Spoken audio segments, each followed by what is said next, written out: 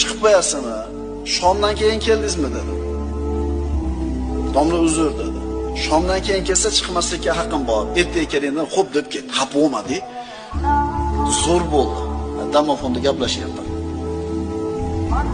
Odamlarimiz alhamdulillah o'lchovlarimiz tuzalyapti. Eshiging tagiga boruvdi, chiqmadi, o'zicha deydi. Sen kelma shomdan keyin. Sen kelma, mosh yotib olgandir. Mosh bir qandaydir bir narsa bilan band tur, kelma sen. Bo'lar ekan, yo'q deb qo'y demasdan-chi, yo'q deb qo'y. Tushunadingizda, to'g'rimi? Gunohni bo'ynimizga olaveramiz. Yo'q, dadam bor, chiqa olmaydi ekan hozir oldingizga. Hozir ziyoratni qabul qila olmaydi ekan desa, xafa bo'lmay ketaveringlar. Va in qila lakum irji'u farji'u. Agar Qur'on aytayapti bizga, qaytinglar desa sizlarga birov chaqirib bo'lganda, qaytinglar huva azkalakum. Mana shu ish sizlar uchun pokiza yo'l. Qo'rqmay